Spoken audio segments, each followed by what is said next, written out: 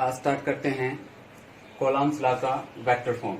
Okay, इससे पहले वाले लेक्चर में मैंने आपको बताया था कि कॉलम्स लॉ क्या होता है, कॉलम्स लॉ का क्या क्या सिग्निफिकेंस है। ठीक है, अब मैं आपको बताता हूँ कि vector form of columns law. Okay, इसमें आपको पढ़ने को मिलेगा कि कॉलम्स लॉ की वेक्टर फॉर्म एग्री करता है न्यूटन्स थर्ड लॉ। ओके, इसमें ही आपको पढ़ने को मिलेगा सुपरपोजिशन प्रिंसिपल। तो अब स्टार्ट करते हैं vector form of columns law.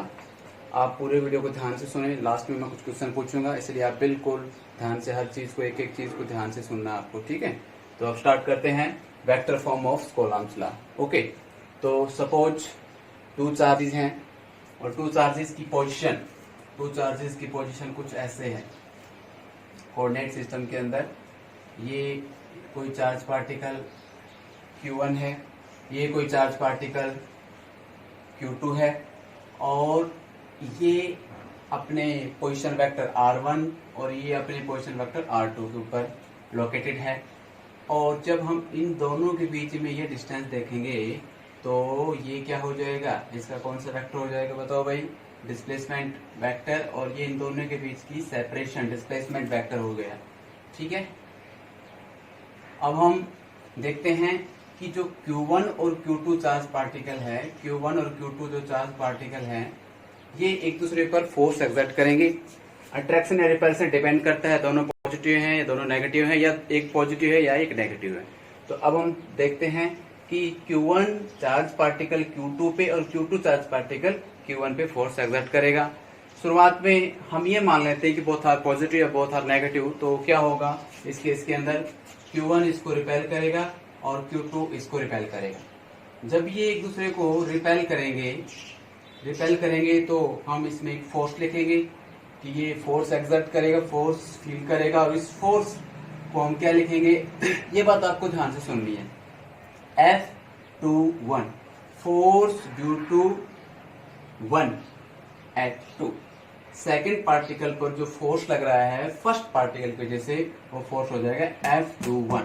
और ऐसे ही इस तरफ जो फोर्स एक्सर्ट होगा वो क्या होगा, फोर्स ड्यू टू, इसमें क्या हो जाएगा, फोर्स ड्यू टू 2 एट 1, या कह सकते हो force experience by 1 due to 2। यहाँ क्या बताओगे, क्या समझो इसको, force experience by 2 due to 1।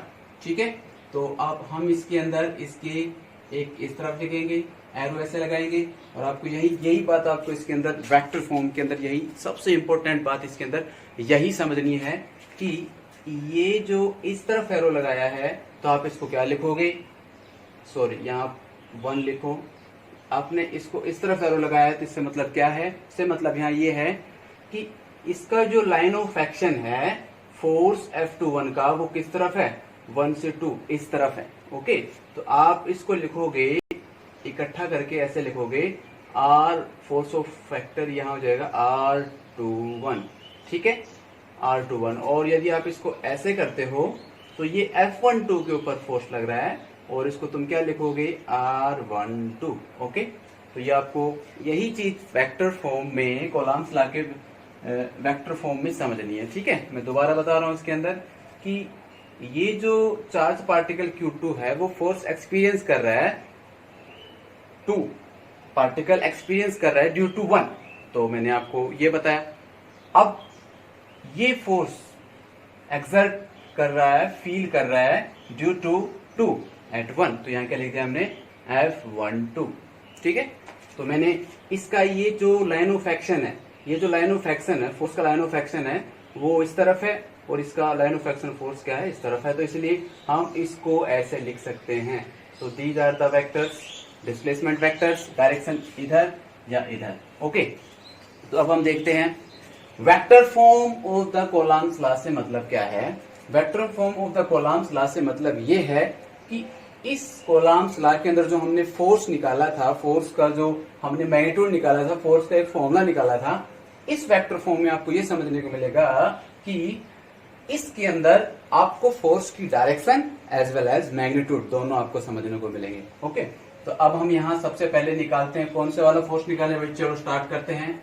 F21 force होगा, तो मैंने आपको बताया पहले 1/4πε0, माना कि दोनों चार्जेस प्लेस्ड इन मीडियम, और वो मीडियम क्या है यहाँ, air, okay, and Q1 Q2।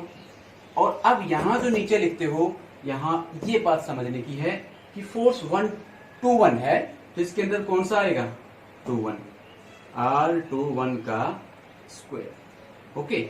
यहां हम पहले केवल व केवल क्या लिख रहे हैं, ये अभी क्वांटिटी को हमने अभी इसको वेक्टर नहीं बनाया है, हम इसको अभी ऐसा लिखा है। जैसे हम इसको वेक्टर लिखेंगे तो अब इसके अंदर ये जो क्वांटिटी है ये अभी केवल मैग्नीट्यूड है। अब इसके अंदर डायरेक्शन देना चाहेंगे तो डायरेक्शन कैसे देंगे, आपको पता है, अपने प्रीवियस क्लास के 11th में पढ़ा होगा आपने कि F21 कैप यूनिट वेक्टर क्या पढ़ा था आपने, बताओ, F21 डिवाइड बाय F21 का मोड, ओके, ये पढ़ा था आपने, ओके। तो जब हम इसको डायरेक्शन देना चाह रहे हैं तो इस मैग्नीट्यूड को एक यूनिट वेक्टर के साथ में लिखना पड़ेगा, और वो आप क्या लिखोगे, यहाँ डिस्टेंस के किस तरफ अलोंग कर, किस तरफ लाइन ऑफ एक्शन है इसका, फोर्स का किस तरफ लाइन ऑफ एक्शन है, बताओ, F की यहाँ हो जाएगा R21 कैप, समझ में, ये वाला फोर्स का लाइन ऑफ एक्शन क्या होगा, R21, okay. Similarly F12 force, ठीक है, वेक्टर है, मैग्नीट्यूड कितना आ जाएगा, बिल्कुल सेम ऐसे लिख दोगे, 4πε0 Q1 Q2 डिवाइड बाय ये R12 का स्क्वायर। यहाँ यदि आप R12 नहीं भी लिखते हो या R21 नहीं लिखते हो, केवल इतने पोर्शन में, तो कोई दिक्कत नहीं है, क्योंकि ये केवल इसका क्या है, मैग्नीट्यूड है, ठीक है। तो मैग्नीट्यूड के अंदर लिखने की कोई जरूरत नहीं होती है। आगे जब हम जरूरत महसूस करते हैं, जब इसको हम ये वेक्टर बनाते हैं, तो यहाँ क्या लिखेंगे, इसका लाइन ऑफ एक्शन क्या होगा, 1-2 के ऊपर क्या, ठीक है। तो ये इसका वेक्टर फॉर्म है, सीधी सी बात है। यदि आप इसको थोड़ा सा और इस तरह से लिखते हो, F12 का कैप ऐसे बताओगे तो ये ऐसे हो जाएगा, ठीक है, या R21 की कैप लगाते तो क्या लिखते, R21 के ऐसे, और ये क्या हो जाएगा बताओ भाई, R21 के मोड, ओके। मोड लगने के बाद, ठीक है, ये क्या है, इसका मोड, केवल इसकी मैग्नीट्यूड बताना चाह रहा है यहाँ, ठीक है। तो यहाँ क्या हो जाएगा, 1/4πε0 Q1 Q2 R21 का स्क्वायर, ओके, ऐसे कैसे लिखते। तो अब इसके बाद आपको एक बात ध्यान में रखनी है, R21 डिवाइड बाय R21 का मोड, ओके। तो ये आपको डायरेक्शन बता रहा है कि F21 जो फोर्स है उसकी डायरेक्शन किस तरफ है, in this line of action. अब ये बात करते हैं तो इसका लाइन ऑफ एक्शन किस तरफ है, वो हम देखते हैं। इसका लाइन ऑफ एक्शन किस तरफ है, इस तरफ है। एक फोर्स इस तरफ लग रहा है, एक फोर्स इस तरफ लग रहा है। तो इसके इन टर्म्स ऑफ वेक्टर और इसके मॉडुलस और इसके मैग्नीट्यूड के साथ में हम ऐसे लिखेंगे 1/4πε0 Q1 Q2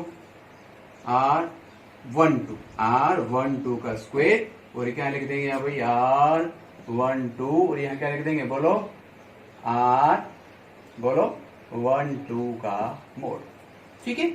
मोड लगा देते हैं वेक्टर के ऊपर से, मतलब यहाँ ये है से यहाँ ये है कि अब ये जो वेक्टर है इसका केवल मैग्नीट्यूड, ये नीचे वाला क्या है, मैग्नीट्यूड है।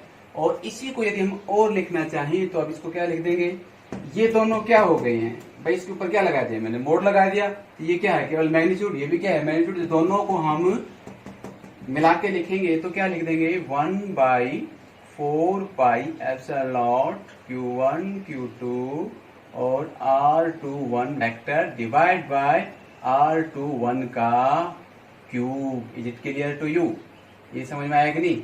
इसका हम क्या कर देंगे, क्यूब कर देंगे। तो ऐसे ही इसके नीचे 1/4πε0 Q1 Q2 R12, ओके। यहाँ आपको यही ध्यान रखनी है। तो यहाँ क्या लिख देंगे आप, R12 का क्यूब, ठीक है। तो ये इसका क्या बन गया है, वेक्टर फॉर्म। और आपने प्रीवियस क्लासेस में भी पढ़ा होगा, और मैंने आपको कॉलम्स लॉ पढ़ाने से पहले बताया था कि ये inspired from the gravitation law, Newton gravitation law से इंस्पायर्ड है। इसलिए ये सब तो आपने अपने प्रीवियस क्लास में पढ़ा होगा, इसकी vector form of the gravitational law. तो यहाँ कूलॉम्स लॉ का ग्रेविटेशन है, ठीक है। तो अब यहाँ इन दोनों को कंपेयर करो, this one and this one. तो अब यहाँ देखते हैं कि यहाँ R21 और यहाँ R12, इन दोनों को कंपेयर करो। देखो और तो सबसे हर चीज आपको क्या लगेगी, सेम लगेगी। इसके अंदर ये मैग्नीट्यूड है, तो मैग्नीट्यूड का स्क्वायर R12। अब चाहे दूरी यहाँ से यहाँ तक की हो, चाहे दूरी यहाँ से यहाँ तक की हो, दोनों का स्क्वायर करेंगे तो क्या आएगी, सेम आएगा, ठीक है। यहाँ से और यहाँ तक की दूरी और यहाँ से यहाँ तक की दूरी तो सेम रहेगी। इसका जब आप स्क्वायर करोगे तो मैग्नीट्यूड आएगा, वो तो दोनों का सेम रहेगा। लेकिन यहाँ जो डिफरेंस वाली बात है वो क्या है, वो यहाँ ये है कि यहाँ जो R21 वेक्टर है और ये जो R12 वेक्टर है वो एक दूसरे के क्या होगा, अपोजिट होगा। इसलिए जब ये एक दूसरे का अपोजिट होगा, भी एक का R21 इस तरफ है और R12 इस तरफ है, तो ये एक दूसरे का क्या होगा, अपोजिट होगा। इसलिए ये एक दूसरे का अपोजिट होंगे। इसलिए जो फोर्सेस हैं, लाइन ऑफ एक्शन जो फोर्सेस हैं, वो भी एक दूसरे के क्या हो जाएंगे, अपोजिट हो जाएंगे। इसीलिए ये किसको फॉलो करता है, Newton's law of third law, Newton's third law, ठीक है। तो न्यूटन्स थर्ड लॉ को ये क्या करता है, वेरीफाई करता है। So it is the vector form of, it is the vector form of Newton's Coulomb's law. ये कूलॉम्स लॉ का वेक्टर फॉर्म है। समझ आ गया इतना क्या होता है वेक्टर फॉर्म इसके अंदर, ठीक है।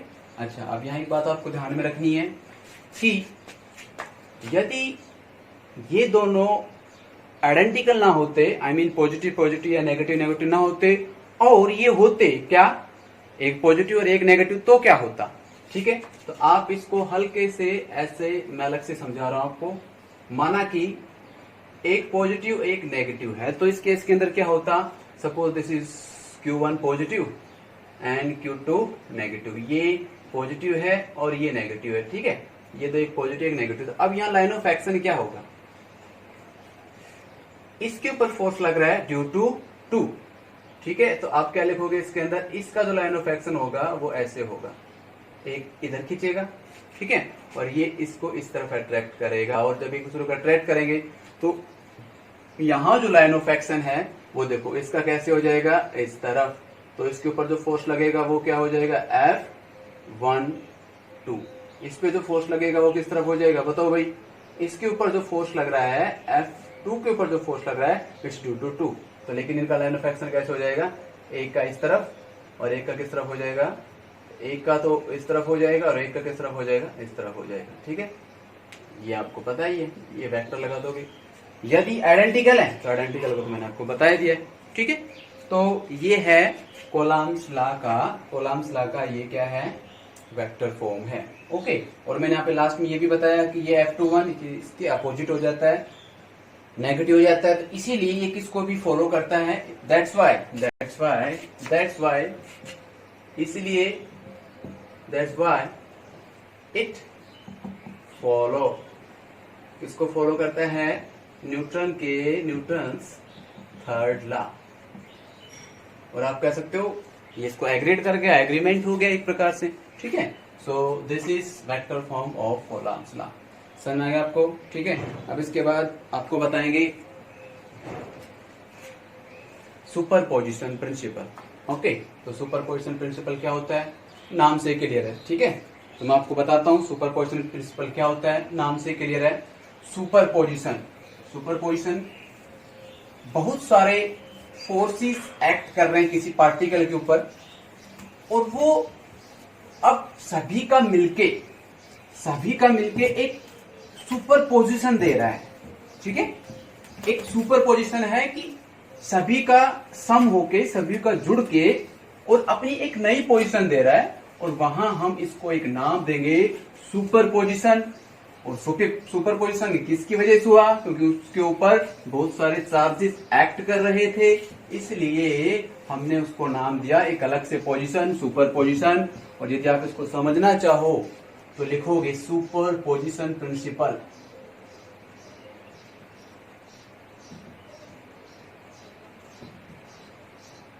ओके, सुपरपोजिशन प्रिंसिपल क्या होगा, मैंने आपको अभी बताया था ना, it is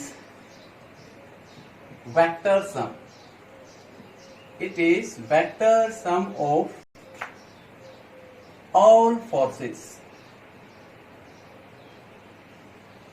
all forces, all forces experienced exerted due to presence of other charges is known as, इसे हम क्या कहेंगे, सुपर पोजिशन प्रिंसिपल, इसी को ही हम सुपर पोजिशन प्रिंसिपल कहेंगे। ओके, फॉर एग्जाम्पल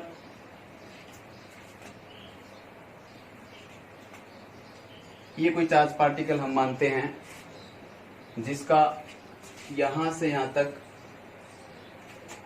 एक आर नोट मान लेते हैं, इसका आर नोट क्या है, पोजीशन वेक्टर है। इसके अलावा ये कोई दूसरा, ये कोई नेक्स्ट, इसके अलावा कोई यहाँ है, कोई यहाँ है, कोई यहाँ है, ठीक है, और ऐसे बहुत सारे Q1, Q2, Q3, Q4, Q5, Q6, ठीक है, and Q7 and so on Qn, ऐसे n चार्जेस ऑफ पार्टिकल है, ठीक है। अब हम इसके अंदर देखते हैं कि इस चार्ज पार्टिकल का नाम मैंने रखा है Q नॉट। ओके, ये Q नॉट चार्ज पार्टिकल पर अब अलग अलग फोर्स लगेंगे, और वो फोर्सेस क्या होंगे, इस दोनों के बीच में फोर्स लगेगा। अब और फोर्सेस कैसे होंगे, इनके बीच में फोर्स लगेगा, इनके बीच में फोर्स लगेगा, इनके बीच में फोर्स लगेगा, इनके बीच में फोर्स लगेगा, इनके बीच में फोर्स लगेगा, और ऐसे इसके बीच में फोर्स लगेगा।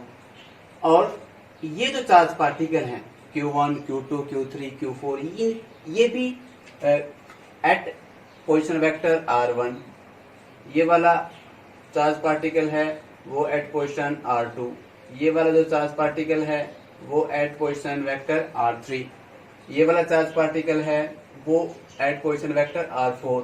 थोड़ा सा कॉम्प्लेक्स हो जाएगा लेकिन आप इसको समझने की कोशिश करना। ये वाला चार्ज पार्टिकल है वो एट दिस इज R5, ये R5 है, ठीक है, हम इसको हटा ही लेते हैं, ठीक है, इसको हम R4 लिख देते हैं, ठीक है, Q4 ये 5 हो जाएगा, इसको हम R5 लिख देते हैं, इसको हम लिख देते हैं R6, और ये वाला क्या हो जाएगा R6, और ये वाला क्या हो जाएगा भाई, लास्ट वाला जो मैंने आपको बताया था, ये सपोज कोई चार्ज पार्टिकल है, और ये तो हो गया R6, और ये हो गया माना कि Rn। ओके, यहां लाइन ऑफ एक्शन क्या होगा, हर किसी का लाइन ऑफ एक्शन आप अपने आप से देख सकते हो। अब यदि हर किसी का लाइन ऑफ एक्शन लिखेंगे यहाँ तो बहुत ज्यादा कॉम्प्लेक्स हो जाएगा, जब हम फॉर्मूला बनाएंगे हर किसी का तो उसमें हम लिख देंगे, ठीक है। तो सबसे पहले हम लिखते हैं फोर्स लिखते हैं, ठीक है, 0 1, ठीक है, 0 यहाँ नोट वो है यार, ठीक है, यहाँ 0 ना समझ रहे, इसको नोट बोलना चाह रहा हूं मैं, कि नोट और 1 मतलब इसके और इसके बीच में जो फोर्स लगेगा, वेयर इज 1 या दिस 1, इस दोनों के बीच में जो फोर्स लगेगा वो क्या हो जाएगा, बोलो भाई, 1/4 पाई एप्सिलॉन नॉट, उसके बाद क्या आ जाएगा Q नॉट, ठीक है, एंड Q1, दोनों के बीच में फोर्स लग रहा है ना, कहाँ देखो, दोबारा मैं आपको बताना चाह रहा हूँ, where is Q1 is here, Q1 और Q नॉट के बीच में फोर्स, दोनों के बीच में डिस्टेंस यहाँ क्या लिखेंगे, बोलो, इसके अंदर डिस्टेंस क्या लिख लेंगे, R01, ओके। ऐसे ही F नोट क्या होगा, दूसरा F02 क्या होगा, बोलो भाई, F02 क्या होगा, वो होगा Q1 इसको लिखोगे आप 1/4 pi epsilon not Q not, और किसके साथ दूसरा क्या है Q2, और यहाँ क्या लिखोगे डिस्टेंस R02, उसके बाद क्या लिखेंगे F03, ठीक है, और यहाँ क्या लिख देंगे, ये सभी आपको पता है क्या है, ये सभी क्या है, फोर्स वेक्टर, ठीक है। तो इसके बाद अब लिखते हैं 1/4 pi epsilon not Q not and Q3, correct. ठीक है, ये अलग अलग पेयर बनते जाएंगे और यहाँ क्या हो जाएगा R03। उसके बाद F4 F04 नोट 4। ओके, तो ये चार्ज फोर्स क्या हो जाएगा बोलो 1/4πε0। उसके बाद बोलो Q0 Q4 divide by R04। ठीक है, एक बात यहाँ भूल रहे हो आप, बोलो क्या, स्क्वायर स्क्वायर स्क्वायर स्क्वायर। यहाँ एक चीज और भूल रहे हो आप। ठीक है, पहले मैंने केवल यहाँ क्या क्या बनाया है, फोर्स का मैग्नीट्यूड लिखा है, लेकिन अब जब तुम इसके साथ में क्या लिखते हो, क्या लिखते हो इसके साथ में, इसका क्या लिखोगे बताओ भाई, इसका क्या लिखोगे आप, R01 कैप। समझ में आया? ऐसे F2 में R03 कैप, R04, ऐसे सभी में ऐसे लगाते जाएंगे। ठीक है, लेकिन मैंने यहाँ क्या लिखा है ध्यान से देखो, इसको पढ़ो, what is this, vector sum. और मैं यहाँ F01 तो मैंने अलग अलग F02 F03 F04 F01 F02 F03 F04 ये तो मैंने निकाल के बताया था। ठीक है, लेकिन यहाँ जो F नेट होगा, जो टोटल रिजल्टेंट फोर्स होगा, वो क्या होगा, इन सभी का वेक्टर सम हो जाएगा। तो जितने भी वेक्टर्स हैं, ठीक है, ये पहले वाला फोर्स हो गया प्लस, ठीक है, अब मैं यहाँ इन सभी का क्या कर दूंगा, सम कर दूंगा। ठीक है, और क्या लिखेंगे बोलो भाई, R02 का कैप यहाँ प्लस कर दो, यहाँ हटाओ, इसको कर दो R03 का कैप प्लस कर दो, प्लस 1/4πε0 Q0 Q5 और यहाँ क्या रह जाएगा R05। ठीक है, तो ये तो मैंने आपको बताया था ना, this is the line of action 05, इन दोनों के बीच में की डिस्टेंस हो जाती है। और यहाँ क्या लिखोगे R05 के ये यूनिट फैक्टर है, ये क्या है, यूनिट फैक्टर है। और यहाँ भी आपने लिख देना चाहिए था R04 के ऊपर कैप एंड दिस ऑन। ठीक है, तो ये force first due to charge particle Q1, force on Q0 due to charge second Q2, this is force on Q0 due to Q3, this is the force due to Q4 on Q0, and this is the force due to Q5 at Q0। तो ये सभी forces का हमने क्या कर दिया है, vector sum. और यदि ऐसे ही और भी चार्ज पार्टिकल होते तो हम इसका सिंपल ऐसे करके और वेक्टर सम कर देते। और लास्ट में हम क्या लिखेंगे बोलो भाई, 1/4πε0 Q0 Qn divide by R0n and R0 n के ऊपर cap. Okay, so this is known as vector sum and this is known as the superposition principal.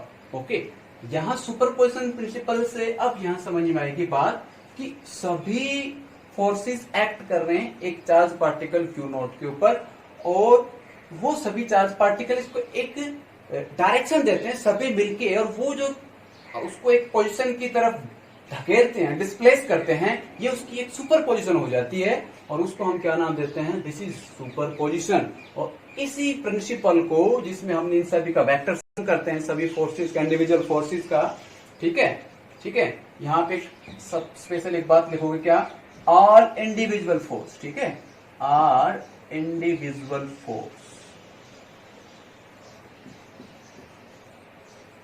सभी इंडिविजुअल फोर्सेस का हम सम करते हैं, तो इसे हम बोलते हैं, इंडिविजुअल फोर्सेस का सम करते हैं तो इसे हम बोलते हैं सुपरपोजिशन प्रिंसिपल। समझ में आया कि नहीं? ठीक है, तो मैं हल्का सा फिर बता देता हूँ। ये सभी vector R1 R2 R3 R4 R5 पे ये सभी अलग अलग जगह सिचुएटेड है, लोकेटेड है, और ये सभी इसके ऊपर फोर्स लगा रहे हैं। उन फोर्सेस का हमने क्या कर दिया, डायरेक्ट वेक्टर सम कर दिया। So this is known as vector sum of the all individual forces, or you can say superposition principle. Is it clear? ठीक है,